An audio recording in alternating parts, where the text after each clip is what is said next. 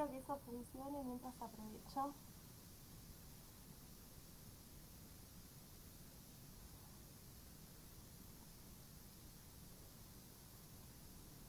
Bueno, Lu Auditore dice conectarse ni estar en contacto y presentan falta de ganas, cómo hacer que los docentes en sus clases incluyan también alumnos con discapacidad. Bueno, qué pregunta. Está buenísima, espero que entonces en las cuestiones que traje ahora para compartir pueda tirar algunas ideas en relación a eso. Y Nieve Altamirano, eh, bueno, nos conocimos en Río Gallegos, bueno, qué bueno que estar de nuevo así en contacto, poder seguir en contacto. Eh, bueno, ahí creo que volvió a entrar en el Facebook. Así que bueno, a ver, me quiero asegurar que eso esté funcionando y, y ya entonces arranco. Siempre sabemos que una de las cuestiones de la tecnología es que siempre, obviamente si puede fallar algo va a fallar y a falta de que no ande el cañón en el aula se desconectó algo en Facebook, pero bueno. Bueno, si les parece, entonces, bueno, gracias por avisarme que está todo bien en el Facebook. Entonces arrancamos con un poquito menos de tiempo, que bueno. Bueno, mi nombre es Pilar Coveñas y quería, bueno, agradecer la invitación del CISNE para compartir algunas ideas en torno a la educación inclusiva como derecho.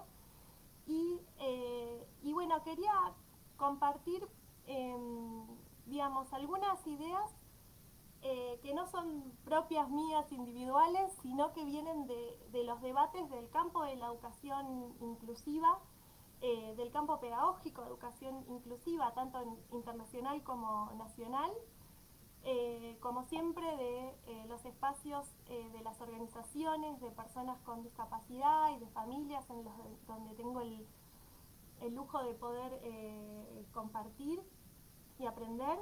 Y también, en este caso, al hablar de la educación inclusiva como derecho, también traigo algunos aportes de los tratados internacionales y de las normas internacionales que rigen esta idea de la educación inclusiva como derecho. Quería entonces contarles que yo pensé las ideas para compartir hoy en torno a algunas preguntas que me parecía que bueno, que por lo menos son las preguntas que me estaba haciendo yo cuando pensaba, bueno, la educación inclusiva como derecho, ¿no? ¿Qué preguntas giran alrededor de eso? Entonces, bueno, quería empezar por contarles las preguntas y después ver qué pude armar, no para responderlas, pero sí para abordar esas cuestiones.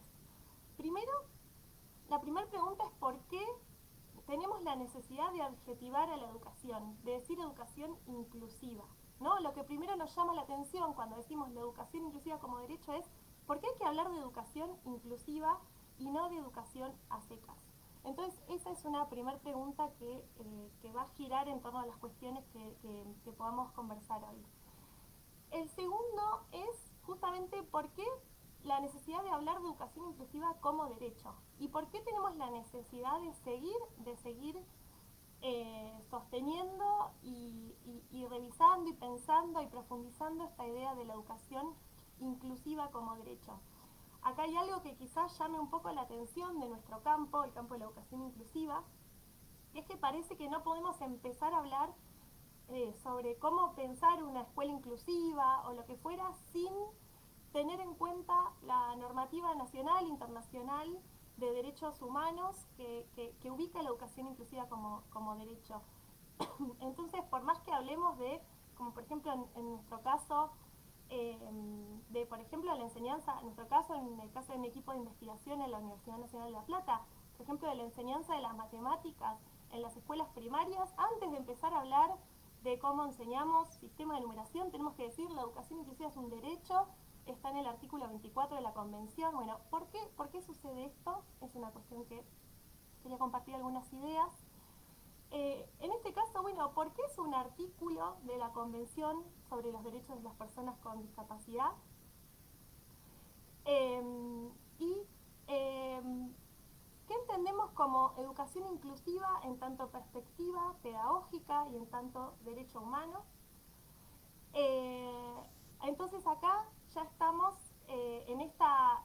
definiendo un poquito más la educación inclusiva, ¿no? Como perspectiva pedagógica y como derecho humano. ¿Y qué consecuencias tiene sobre las escuelas y el sistema educativo esta mirada? ¿Qué transformaciones supone? Entonces, bueno, estas son algunas de las preguntas que me parece que podríamos intentar para iniciar a recorrer este espacio. Como ya dije entonces, estas ideas no son propias individuales mías, sino que parten de los debates nacionales, internacionales del campo de estudios pedagógicos de la educación inclusiva. También parte de las normativas de los tratados internacionales que definen qué es la educación inclusiva y de las organizaciones de personas con discapacidad y de familias con discapacidad donde también circulan estas cuestiones. Entonces, para empezar con la primera pregunta, ¿por qué educación inclusiva? ¿Por qué necesitamos hablar de inclusión cuando allá estamos hablando de educación inclusiva? Bueno, una primera pregunta es, bueno, inclusión no será por oposición a exclusión, digamos, ¿no? Y acá tenemos una de las primeras claves para pensar esta cuestión. Nosotros sabemos que el sistema educativo nacional surge en un momento donde en realidad los estados-nación en el mundo empiezan a tener como el sistema educativo como un fenómeno global, como un dispositivo global de construcción ciudadana y de construcción de los estados-nación modernos, ¿no? Entonces, en ese sentido, podemos mirar nuestro sistema educativo y vincularlo con otros sistemas educativos porque es llamativa la forma en que surge en todo el mundo en un momento determinado con ciertas características parecidas, por más que después se van a transformar. Entonces, esta escuela, la escuela moderna, surge un poco con esta idea de incluir a la población en una idea de Estado, de nación. Lo que es importante para nosotros saber y tener en cuenta, y en esto la historia de la educación nos ayuda, es que desde el inicio del sistema educativo se excluye a un conjunto de grupos que no se adecúan a lo que la escuela propone. Para nosotros esto es importante porque para empezar a pensar en por qué hablar de educación inclusiva, pensamos entonces en esos grupos a los quienes la escuela ha venido excluyendo del sistema educativo. En ese sentido, entonces, hay un lema dentro del movimiento de personas con discapacidad que dice todos significa todos, ¿no? Y entonces esto nos sirve para pensar que la escuela moderna se crea para un supuesto todos, para un nosotros, que ya desde el inicio excluye. Entonces esos todos no somos realmente todas las personas, sino que son algunos los que entran dentro de lo que se entiende como alumno. Como alumno, y puedo agregar como alumno normal. Entonces tenemos acá una tarea que es la de incorporar a ciertos grupos que el sistema educativo desde su inicio excluyó. Y eso es un gran desafío. Entonces nuestra tarea es de pensar cómo incluir en la escuela a aquellos grupos que la escuela históricamente excluyó. Entonces, hasta que las escuelas no incorporen estos grupos, vamos a tener que seguir adjetivando a la educación como educación inclusiva para llamar la atención sobre esa idea de todos y ver a quién ese todos deja dentro y a quién deja fuera. Ese es un poco el primer sentido de pensar la educación inclusiva en este contexto. Por otro lado, ¿por qué entonces hablar de la educación inclusiva como derecho? Y acá tenemos otra cuestión muy importante. Cuando hablamos de educación inclusiva no hablamos de una forma de educación que solo beneficia a las personas con discapacidad, por decirlo de alguna forma, pero sí es verdad que el movimiento social de personas con discapacidad logra poner en la agenda internacional la preocupación sobre las formas en que los sistemas educativos excluyen a algunos grupos con más fuerza de forma particular. En este sentido, el grupo de personas con discapacidad es uno de los grupos que han sido históricamente y que siguen siendo más vulnerados por los procesos en su derecho a la educación y han sido objeto más fuerte de las prácticas políticas y culturas de exclusión educativa. Por eso es que nosotros cuando hablamos de educación inclusiva no estamos refiriendo solamente a una revisión del sistema educativo para que las personas con discapacidad entren, pero sí nos queremos asegurar que las personas con discapacidad sean uno de esos grupos que se vea, eh, digamos, beneficiado por estas revisiones del sistema educativo y que sea efectivamente incluido. En este sentido, entonces, volvemos al todo significa todos, todas significa todas, y entonces decimos que todas las personas, incluidas las personas con discapacidad, lo cual incluye personas con cualquier característica. No está reservado solo para algunos esa inclusión. En este sentido, este movimiento internacional de personas con discapacidad que fue ubicando la cuestión en el campo político, jurídico, educativo, entonces tuvo como consecuencia una serie de avances en términos legislativos, normativos en el campo internacional. Por ejemplo, en el 94, la Declaración de Salamanca, que seguramente muchos conocen, dice de forma muy clara que los sistemas educativos deben avanzar hacia la plena inclusión de todos los niños, niñas y jóvenes, digamos, independientemente de sus características. Y acá está el corazón del derecho a la educación inclusiva. No son las personas las que tienen que tener ciertas características como condición para habitar las aulas comunes, sino que son los sistemas educativos los que deben organizarse para poder enseñar a todos y cada uno de los niños, niñas y jóvenes. En este sentido, a veces nos parece que estamos pensando por primera vez o que las normas son muy recientes. Por eso quería traer un parrafito de la Declaración de Salamanca, que no es la primera norma sobre este asunto, pero que sí lo dice muy claramente y que es de 1994. O sea, tenemos bastantes años ya de normas que por lo menos traen los principios, trae como principio la educación inclusiva y son normas con las cuales hacen que nuestro país, Argentina, se haya comprometido a transformar el sistema educativo. Entonces, un parrafito de la Declaración de Salamanca que me gusta mucho dice: cada vez existe un mayor consenso en que los niños y jóvenes con necesidades educativas especiales sean incluidos en los planes educativos elaborados para la mayoría de los niños y niñas. Esta idea ha llevado al concepto de escuela inclusiva. El reto con que se enfrentan las escuelas inclusivas es el de desarrollar una pedagogía centrada en el niño, capaz de educar con éxito a todos los niños y niñas, comprendidos los que sufren discapacidades severas. El mérito de estas escuelas no es solo que sean capaces de dar una educación de calidad a todos los niños. Con su creación se da un paso muy importante para intentar cambiar las actitudes de discriminación, crear comunidades que acojan a todos y sociedades inclusivas. Entonces, más allá de que muchas cuestiones del lenguaje y los términos hoy lo revisaríamos, estamos viendo que ya desde 1994 hay una declaración de la UNESCO, de las Naciones Unidas, donde marca que ya, está muy claro que son las escuelas las que deben transformarse para educar a todos los niños, niñas y jóvenes, y no son los niños los que deben demostrar ciertas características como condición para ser educados. Esta es una de las primeras cuestiones que quería compartir.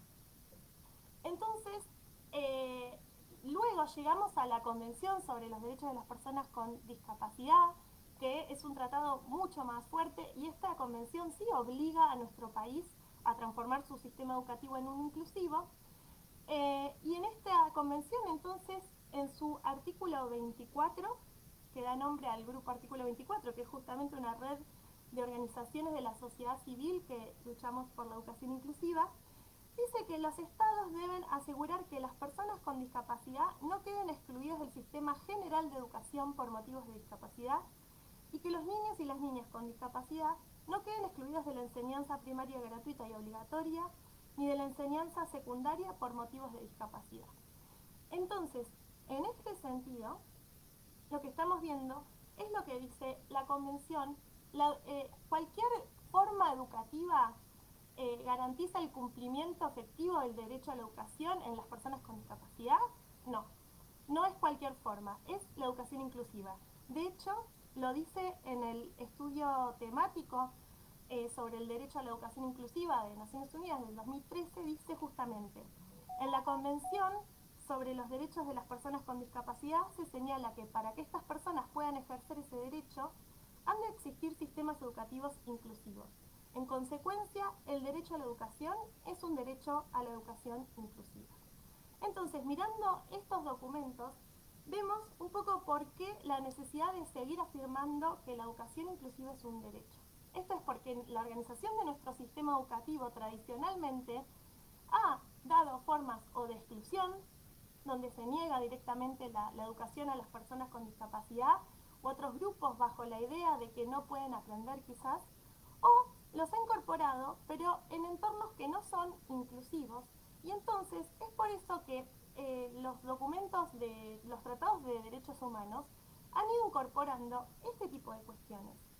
Acá quisiera hacer un paréntesis y mencionar que la Convención sobre los Derechos de las Personas con Discapacidad no agrega derechos a las personas con discapacidad, sino que es un tratado que justamente lo que hace es decir, bueno, las personas con discapacidad también tienen derechos, digamos, ¿no? Entonces, en el campo educativo, no cualquier cosa, cualquier opción educativa garantiza el efectivo cumplimiento del derecho a la educación, sino que son los entornos inclusivos los que efectivizan este derecho.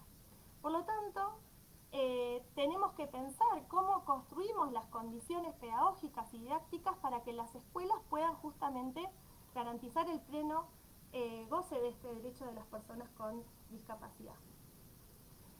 En este sentido, entonces, quisiera empezar a pensar cómo entra dentro del campo pedagógico estas ideas y qué cuestiones nos permiten revisar de las escuelas y también qué cuestiones nos permiten revisar en términos de las prácticas, las culturas y las políticas educativas. Entonces, en principio quisiera decir que los planteamientos sobre las formas de exclusión que produce el sistema educativo no son nuevos. Tenemos, por ejemplo, el movimiento de escuela nueva, que surge casi en el mismo momento en el que surge la escuela moderna. O sea que la escuela moderna, como la conocemos, mientras nace ya está siendo problematizada por el movimiento de escuela nueva.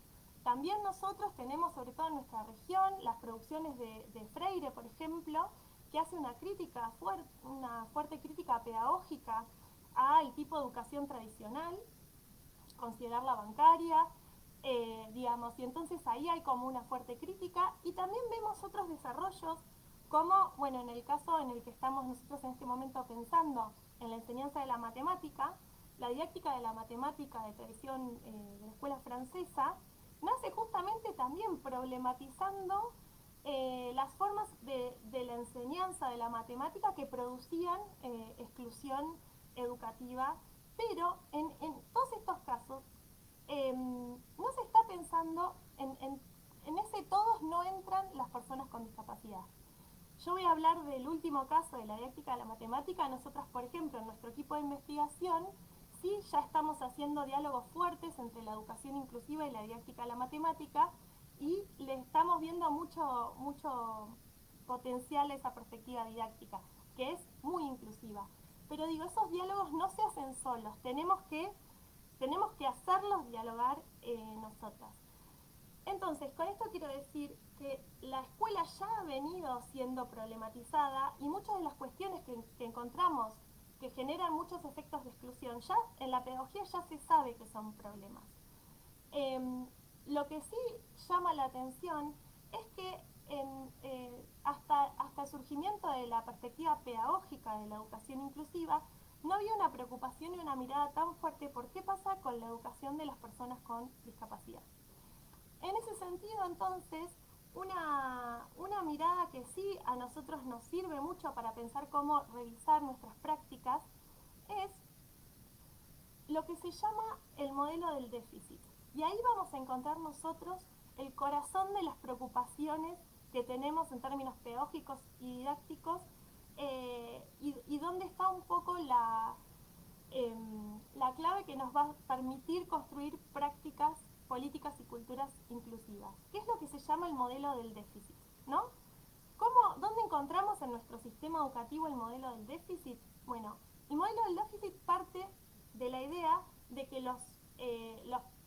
digamos, que la exclusión, el fracaso escolar de los estudiantes con discapacidad, así como de estudiantes con otras características, deviene de los déficits propios de las personas. Entonces hay una mirada deficitaria de las personas, también es biologicista, esencialista, patologizante, y ahora vamos a explicar qué quiere decir todo eso.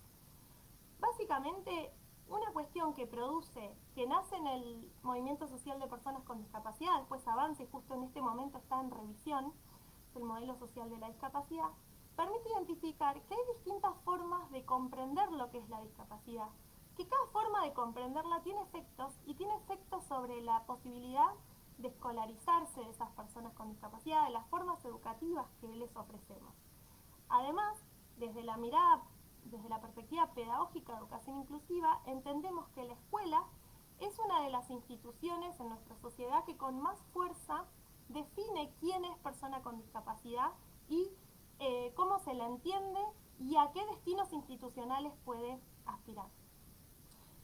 Entonces, lo que se pasa en términos, digamos, de lo que describimos como modelo médico o modelo médico pedagógico, que considera que las personas con discapacidad son personas que tienen la mala suerte de tener un problema, una falla, un déficit, y que estén en ese lugar, que estén en el lugar individual de la persona que tuvo la mala suerte de adquirir o de nacer con un déficit. Ahí está la causa de los problemas de escolarización.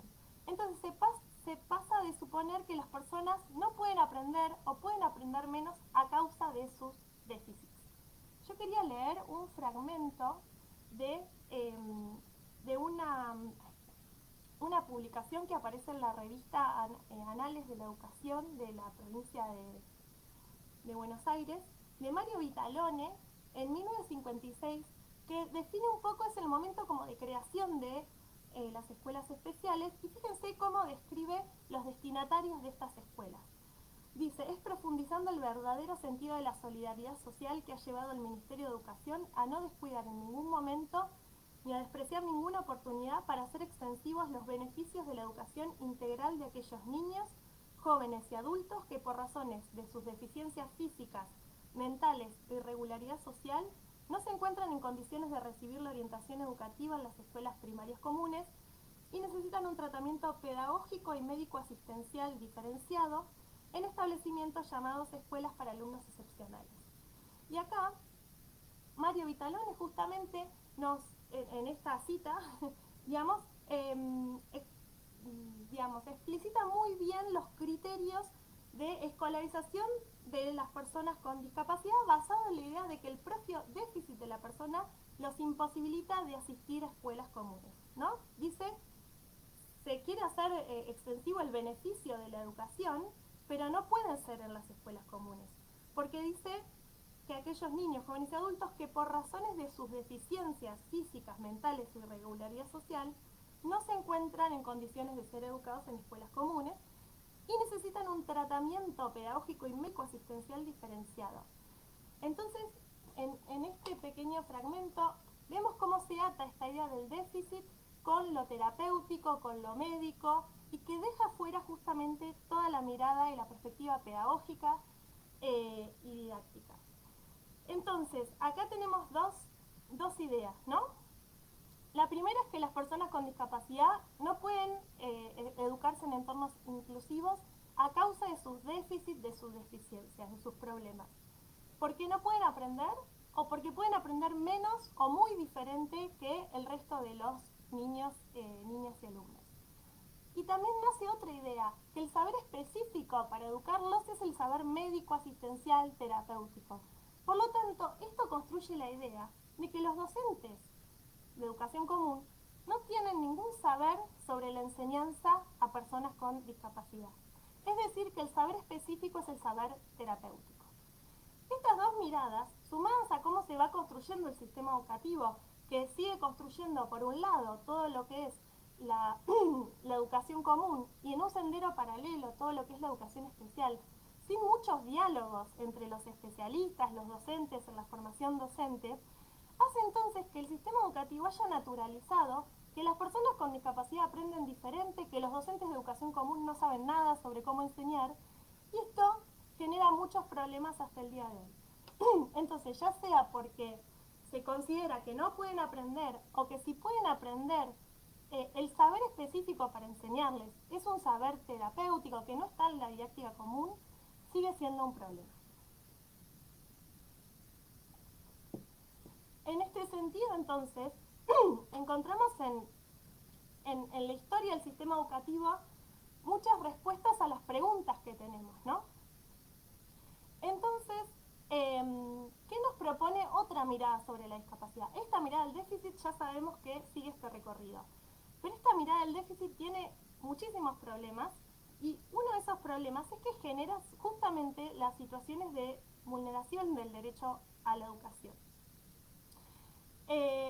Lo que propone el modelo social, que luego ahora está en disputa, enfoque de derechos humanos, modelo de derechos humanos, es correr el foco del problema. Ya el problema no es de la persona, sino que no hay nada en las características de una persona que lo imposibilite aprender en la escuela común, en una escuela inclusiva, digamos.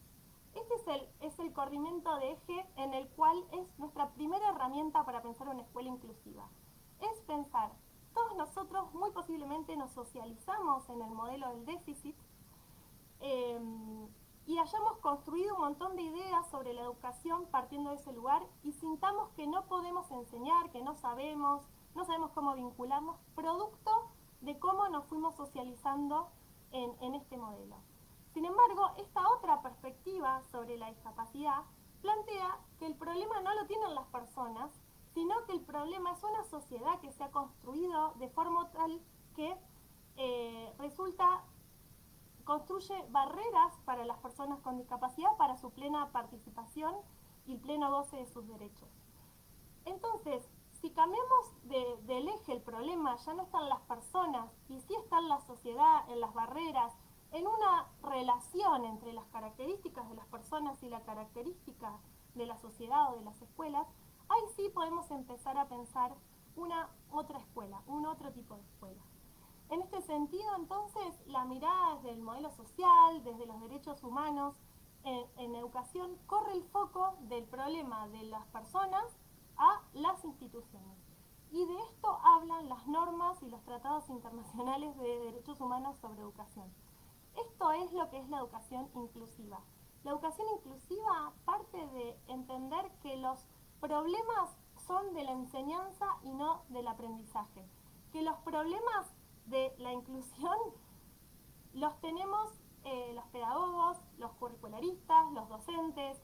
Somos nosotros los que tenemos que buscar las formas de enseñar a todos y a cada uno de nuestros alumnos en entornos inclusivos y no son los estudiantes, los alumnos, las personas con discapacidad las que deben demostrar poseer ciertas características como condición para entrar o permanecer o egresar de las escuelas comunes.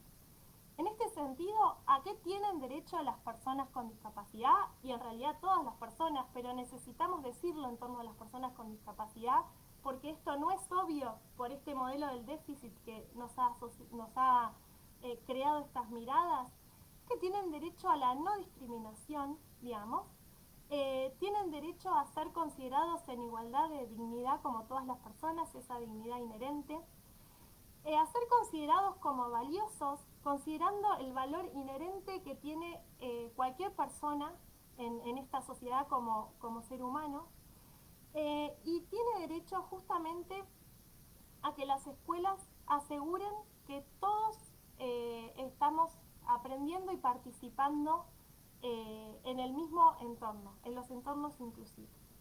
En este sentido, entonces, quería empezar por decir que no es una escuela inclusiva y luego tomar algunas ideas sobre qué sí o qué esperamos o cómo podemos construir una escuela inclusiva. En este sentido, entonces, me parece importante comprender qué es una escuela inclusiva, primero decir que no es una utopía, que hay muchas escuelas ya que son muy inclusivas.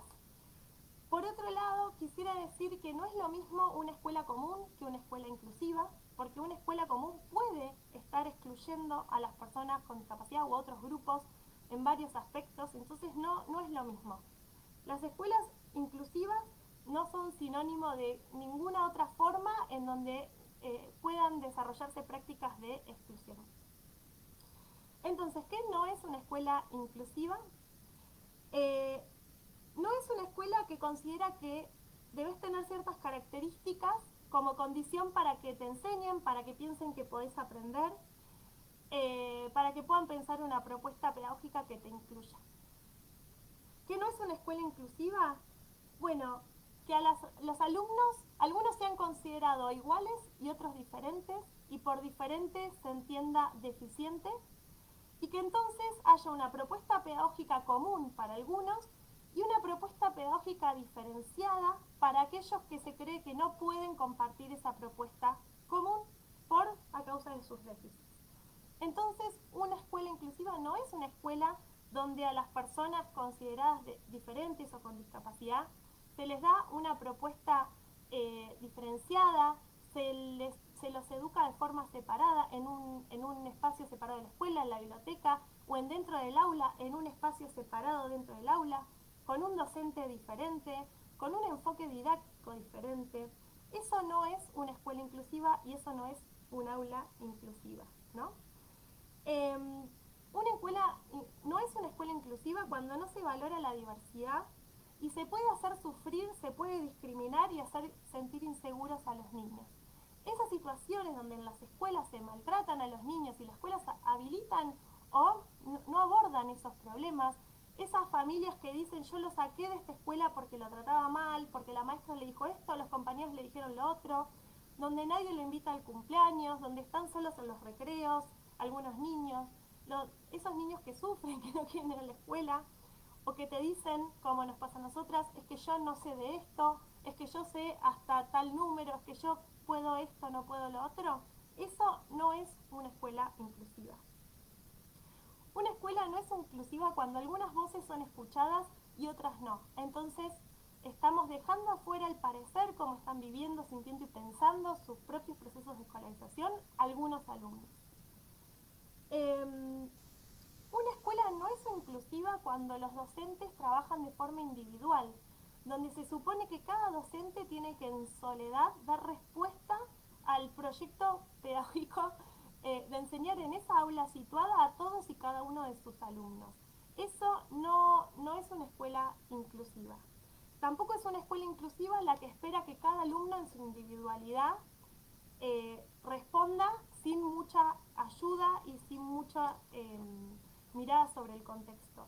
Por lo tanto, también hay una cuestión que tenemos que tener muy en cuenta, es que una escuela no es inclusiva cuando mira a sus alumnos y duda de si todos son alumnos de esta escuela, no, este es de tal o es alumno de la maestra integradora o está esperando que alguien más tome la responsabilidad sobre la enseñanza de algunos alumnos. Eso no es una escuela inclusiva.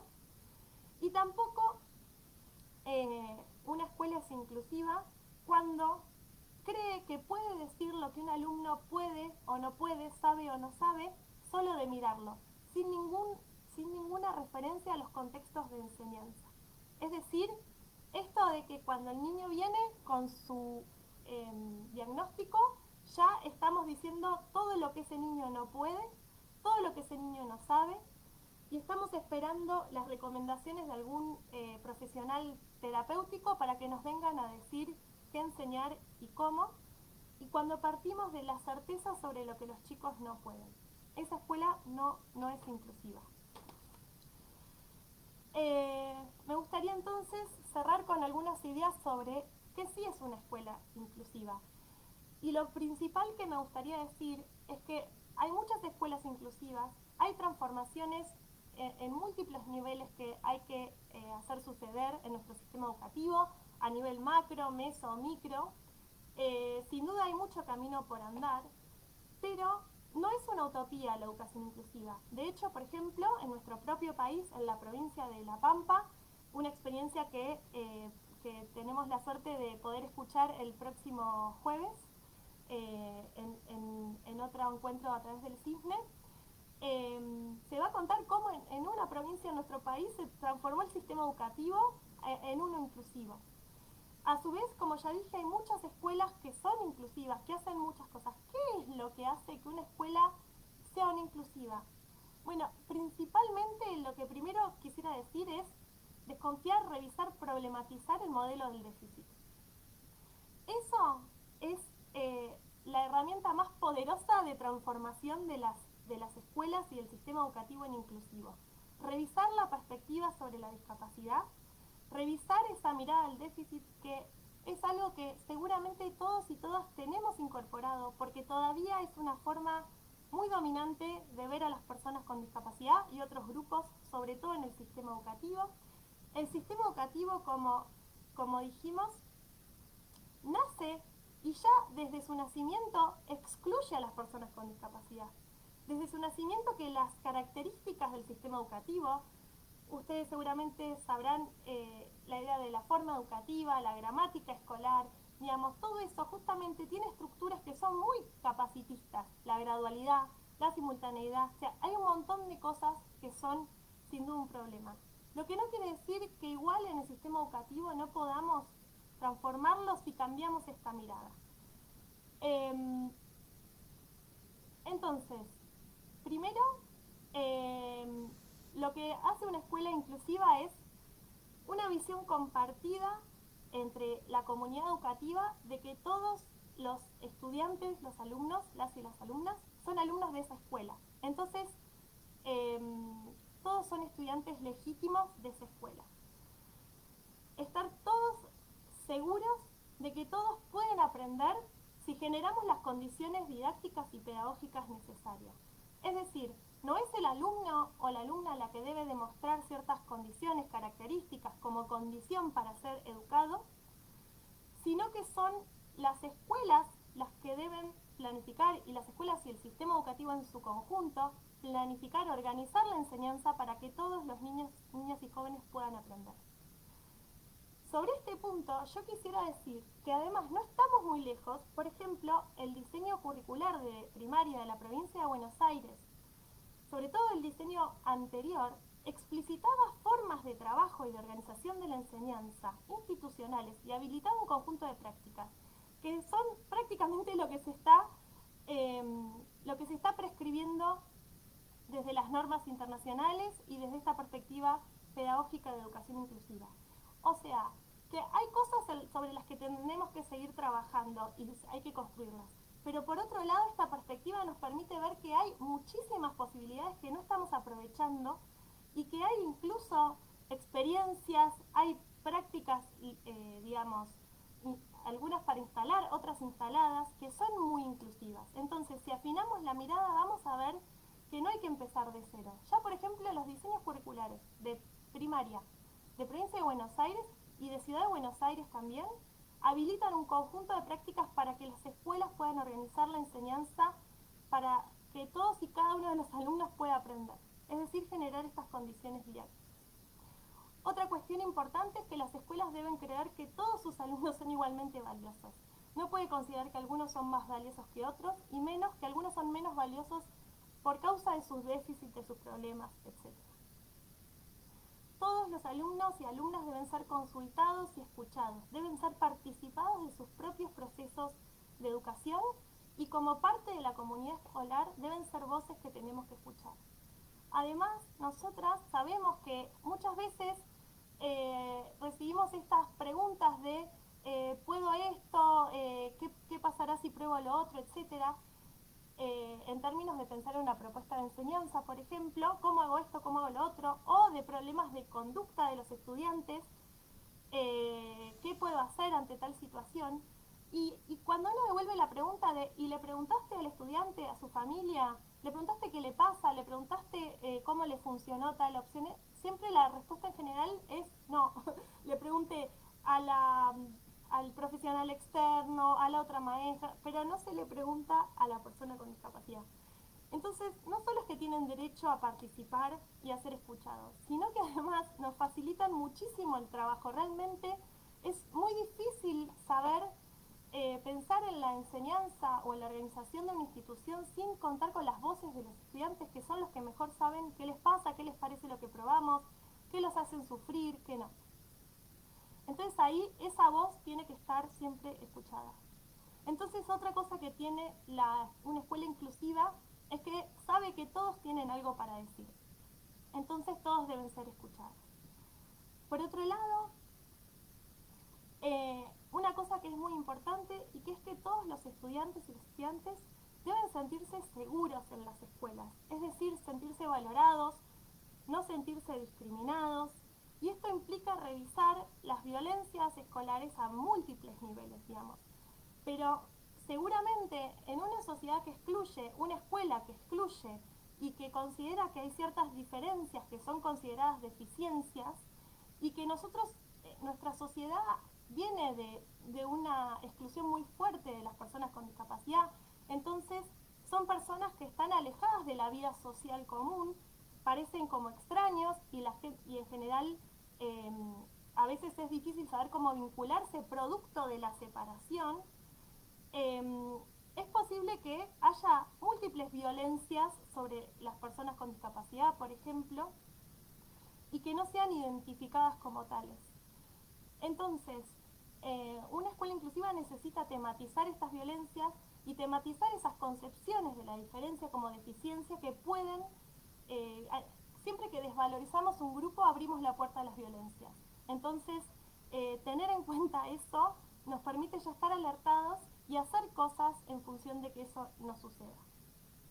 Por otro lado, docentes y directivos deben tener espacios para la reflexión sobre las propias prácticas y efectivamente reflexionar, estudiar, revisar las clases, escuchar las voces de las familias, estudiantes, pero también escucharse entre el colectivo del equipo docente, el equipo directivo y otros profesionales, otras figuras que cuando aparece un estudiante con discapacidad aparecen en la escuela, ¿no es cierto?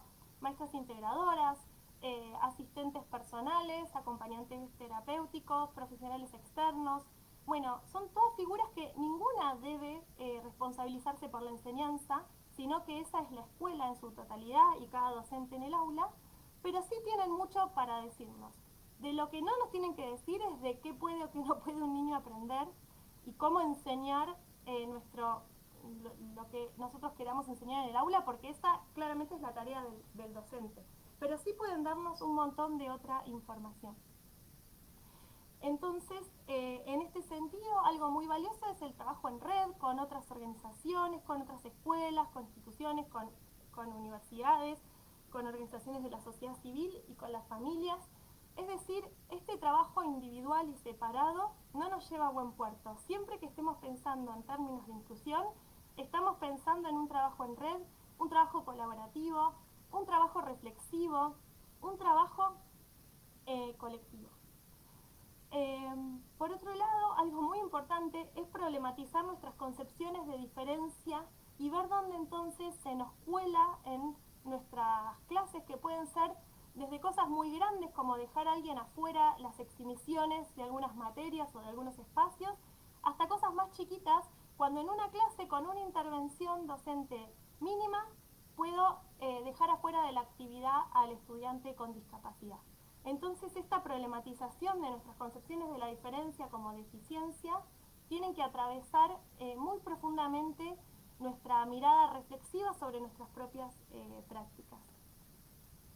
Otra cuestión es estar en un estado permanente de identificación de las barreras a la inclusión, ya dijimos en términos sobre todo del aprendizaje y de la participación, y construir apoyos. En este sentido, la verdad es que hoy no tenemos mucho tiempo, pero aprovecho para contarles brevemente cómo nos estamos ocupando de esta cuestión desde el equipo de investigación de la Universidad Nacional de La Plata, que vincula la didáctica de la matemática con la educación inclusiva. Es un equipo que dirige Claudia Breutmann y que conformamos con Verónica Grimaldi, Inés Sancha, Mónica Escobar, que lo coordinamos, y muchísima gente, incluso gente muy reconocida como Andrea Novembre está dentro de nuestro equipo, y estamos pensando justamente en los apoyos, la construcción de apoyos en aulas con alumnos con discapacidad en la enseñanza de la matemática. Sobre esto quisiera decir dos cosas. Una es que estamos seguras que tenemos el saber pedagógico y didáctico para enseñar en aulas inclusivas y que no es un saber rarísimo, ni es un saber terapéutico, ni es algo que haya que inventar. Sí, hay mucho para estudiar y hay mucho para seguir avanzando, pero no es verdad que los docentes no estemos formados para enseñar en aulas inclusivas. Y no es verdad que sea una cosa rarísima la enseñanza de alumnos con discapacidad en aulas inclusivas. Es algo tan distante a mí que no es así.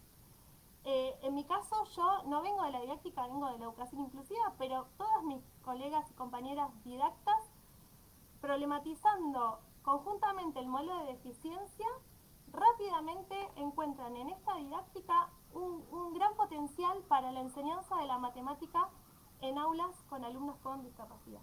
Con esto quiero decir que el saber didáctico de la escuela común permite pensar la enseñanza en aulas con alumnos con y sin discapacidad.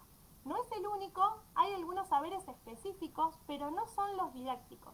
Los saberes específicos son de otro tipo y tienen que ver con cuestiones de accesibilidad, de formas de comunicación, etcétera, pero estemos tranquilos y seguros que si nosotros problematizamos el modelo del déficit, construimos espacios colaborativos y redes con otros profesionales, pero estamos seguros que estos son alumnos nuestros de la escuela y que nosotros sabemos cómo enseñar, ahí, y si estudiamos y revisamos un poquito más las producciones didácticas, vamos a encontrar la forma de enseñar a todos y a cada uno de nuestros alumnos. Por último, quería decir que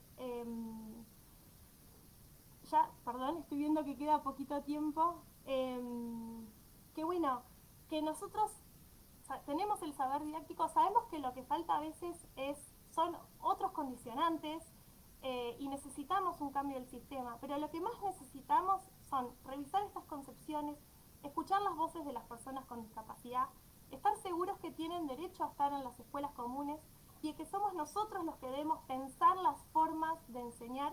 Y con esto quiero decir, estamos seguros que eso es posible. Por lo menos en nuestro espacio, que además tomamos una disciplina que no es casual, es la matemática, sobre la cual existen muchas ideas sobre las personas con discapacidad en torno a la imposibilidad de abstracción o un tipo de racionalidad que les queda muy lejos. Y yo les puedo asegurar que si uno problematiza esta mirada del déficit, se adentra en los debates propios de la mirada didáctica que ya venía problematizando los procesos de exclusión de algunas diversidades, quizás no de esta, se encuentra la forma. Entonces, bueno, ¿existen escuelas inclusivas? Sí existen, pero necesitamos que el sistema en su conjunto vaya haciendo algunas transformaciones, algunas nos quedan más cerca y vemos que, por ejemplo, los diseños curriculares tienen muchas ideas y tipos de prácticas muy inclusivas, pero habría que leerlas desde este marco y entonces, por fin, dar lugar a esas ideas en las escuelas. Necesitamos seguir construyendo diálogos entre la educación común y la educación especial, pero sobre todo, necesitamos construir diálogos sostenidos con las personas con discapacidad, con las organizaciones de las personas con discapacidad, con sus familias, y escuchar efectivamente a todos para revisar nuestras propias prácticas y poder construir prácticas en las cuales también nosotros aprendemos y bueno, y podemos efectivamente construir espacios inclusivos. Yo quisiera ahora, veo que están, mientras hablo, hay muchos comentarios y muchas preguntas, así que tenemos un poquito de tiempo, pero quisiera mirar alguna o por lo menos traer algunos comentarios. Dice Iribarren Graciela, los propios niños en trabajo con sus pares nos dan pistas cómo enseñar. y te agradezco ese comentario porque es algo que me olvidé de decir y que es muy central en nuestra perspectiva. Ya les digo, si quieren ver un poquito qué estamos pensando sobre este tema, los invito mañana a las 6 de la tarde con mi colega Verónica Grimaldi y amiga. Vamos a estar hablando justamente sobre la construcción de apoyos en las clases de matemática inclusivas. Así que por ahí hay, pueden encontrar más ideas. Pero justamente, exacto, los niños entre sí es algo muy importante, incluso desde la perspectiva didáctica, las interacciones entre niños para aprender. Sabemos que los niños no aprenden solos, solo en esta relación con el docente, y además en esta forma de la educación de individualizar y dejarlos solos como docentes, también a los niños, cuando los niños con discapacidad se los separa, eso tiene muchos efectos. Y uno es que no puedan justamente intercambiar con sus pares, con sus compañeros, y eso invisibiliza no solo el valor de lo que la mirada de otro par tiene para los niños, sino que ellos no son considerados como alguien que tienen algo para decir. Eh, entonces, en esta relación entre pares también es importante que la persona con discapacidad no sea siempre el que es ayudado, el que es apoyado por un compañero, sino que esté en pie de igualdad y sea alguien que también puede decir algo interesante, puede decir algo que al compañero le haga pensar algo que no pensó. Entonces, en estas relaciones entre los pares es muy importante, y también tiene efectos cuando separamos a los chicos sobre su autopercepción, sobre su vida social. Ya los compañeros los empiezan a percibir como alguien diferente, como alguien... crecen los estigmas, y todos sabemos que a discriminar se aprende, nadie nace discriminando. Entonces tenemos que tener mucho cuidado con los efectos de nuestras prácticas, que quizás tratando de hacerlo mejor por los chicos y dándole algún espacio para que aprenda mejor, no sé qué, terminamos generando sin saber y sin querer prácticas de exclusión. Entonces, cuando separamos a un niño del grupo, tiene efectos en múltiples niveles, y debemos analizar eso con mucho cuidado antes de hacerlo. Y sin duda, un efecto puede ser desvincularlos y que no puedan aprender en todo lo que genera la interacción entre pares. Bueno, yo creo que esto en breve se va a cortar, pero bueno, quería leer algo más y quería agradecer muchísimo eh, que estuvieran comentando y participando tanto. Después voy a mirar todos los comentarios, pero ¿qué sucede con la modalidad especial, Carlos Martín? Bueno, justamente la idea es que común y especial se tienen que unir y empezar a trabajar de forma colaborativa, y sobre esto no me voy a extender porque tenemos el lujo de que el próximo jueves va a estar hablando de esto y comentando sobre esto Osiria Bersanelli, que es protagonista en ese proceso de transformación del sistema educativo de La Pampa en inclusivo. Y esto ella va a describir muy bien qué pasa con la modalidad de educación especial cuando el sistema educativo se transforma en inclusivo. En donde vamos a estar hablando es... soy un desastre porque no tengo acá, pero bueno, si me buscan en el Facebook, ahí tengo colgado o voy a colgar ahora el aviso. Nos invita voy a ver si les puedo ya dar los datos ahora. No importa, después lo cuelgo.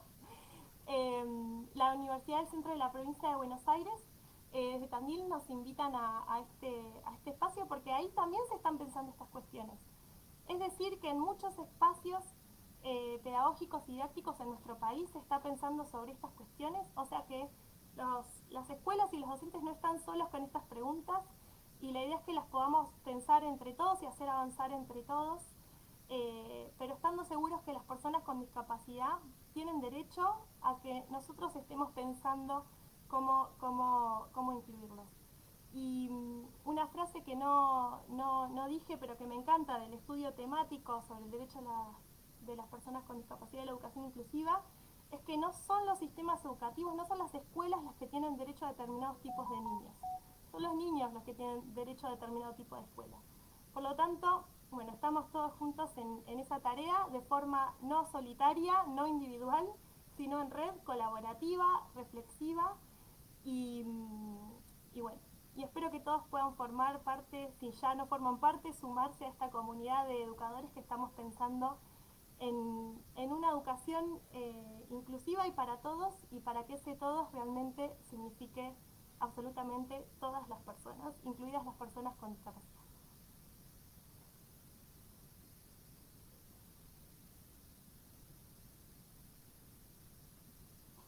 Muchísimas gracias.